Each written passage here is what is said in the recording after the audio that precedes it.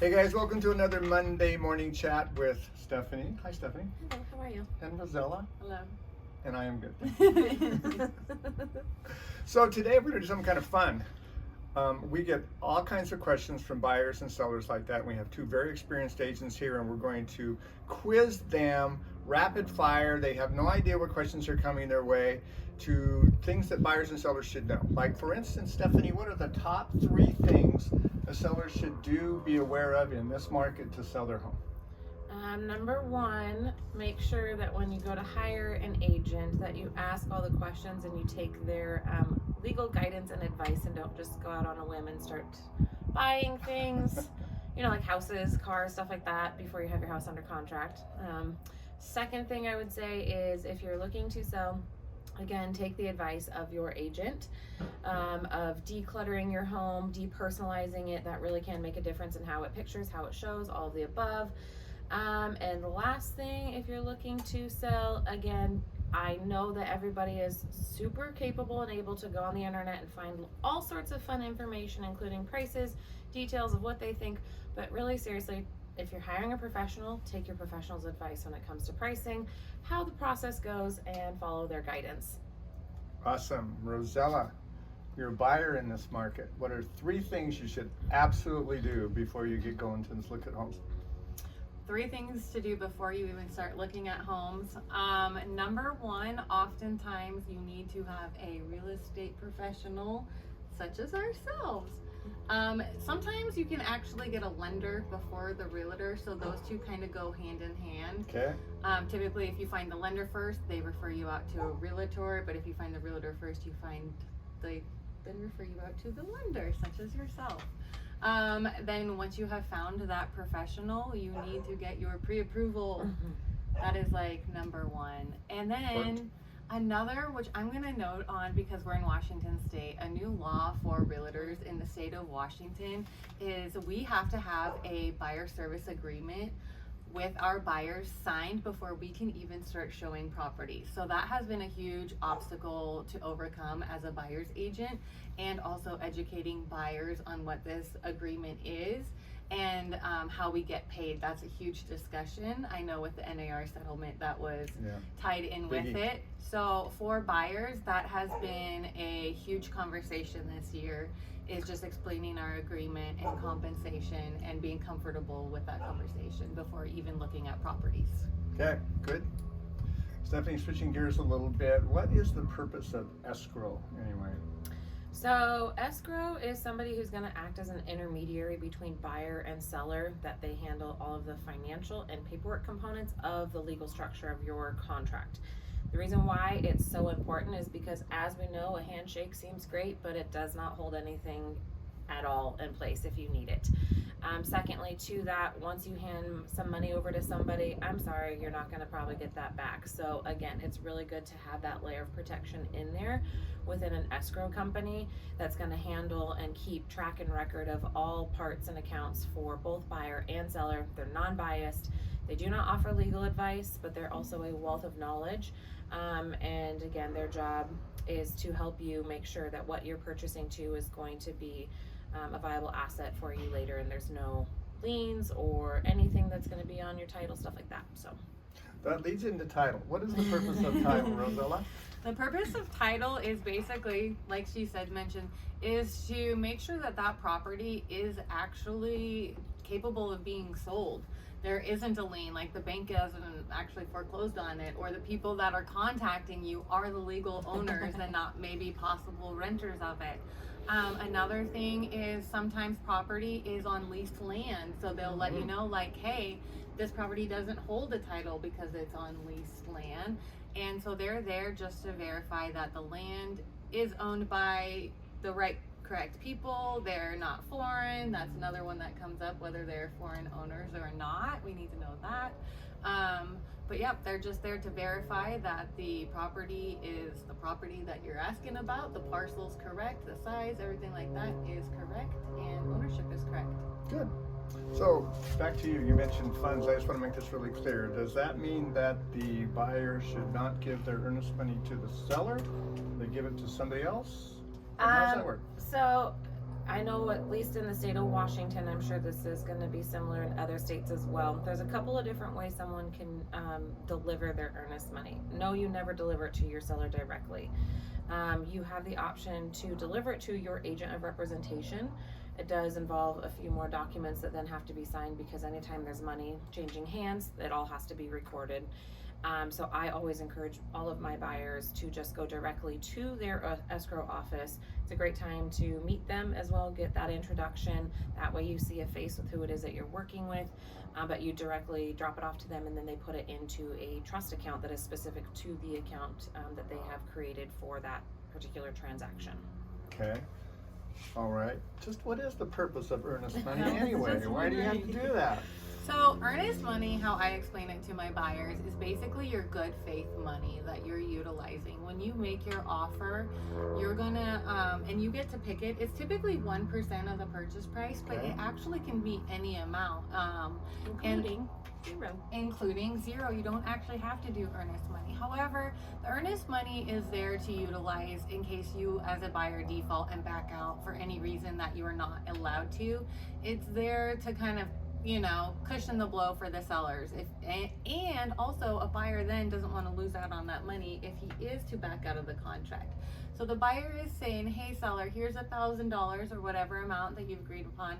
I'm going to give it to escrow. Escrow's going to hold on to it. If I do anything wrong, you get to keep it. However, it's then utilized towards your buyer's costs at closing. So your buyer still does get it if he makes it to closing successfully. But it's basically good faith money. That way there's a little bit of a tie and a bond there between the two, and a little bit of an investment. Got it. I'm going to switch gears on you, Stephanie. Okay.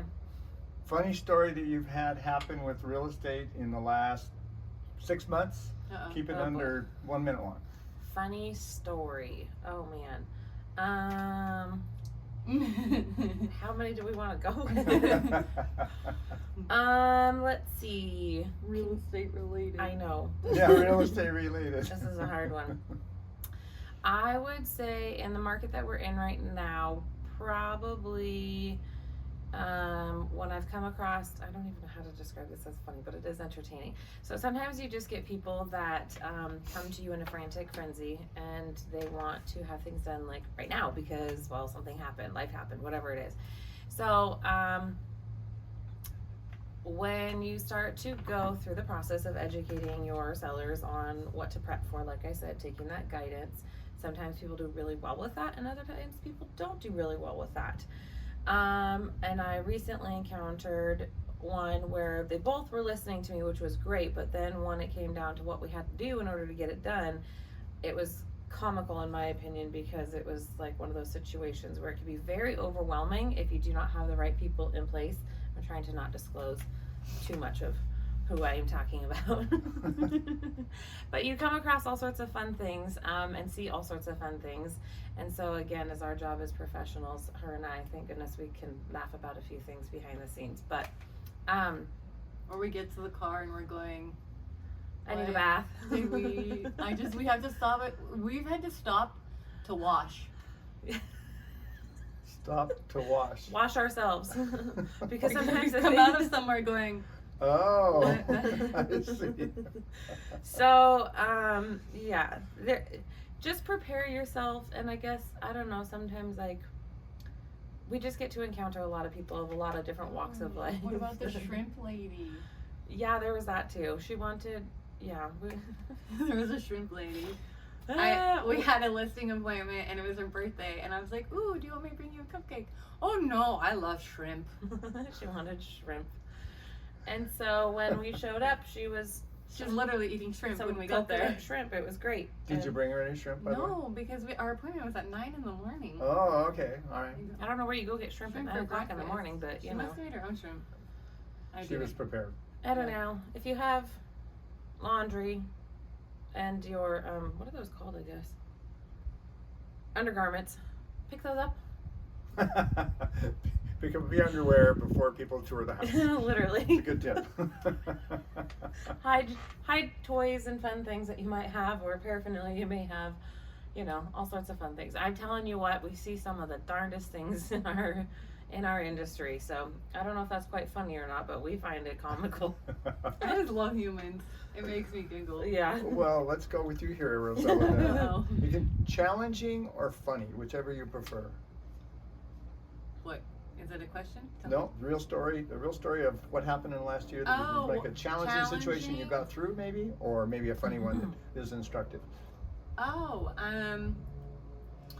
a challenging story. Well, I know recently I've had a couple of, well, we've both had a couple of challenging ones. Well, it's always going to be a challenge when you're dealing with buyers and sellers, just because it's a very emotional purchase. It's a very big purchase, so there's always going to be emotions, but you just never know what emotion you're going to get because everybody is so different. So sometimes you get none, and sometimes you just get them all. And so keeping that in mind, that makes a lot of challenges, especially when you have clients that don't listen to your expertise and go wild. So that adds a challenge sometimes because humans do that. Funny, there was dog poop on a roof recently. I guess that qualifies as funny, maybe odd. Well, Stephanie goes, "How was it?" And I was like, "Well, I was never trying to seen figure- this one before. There was dog poop on the roof."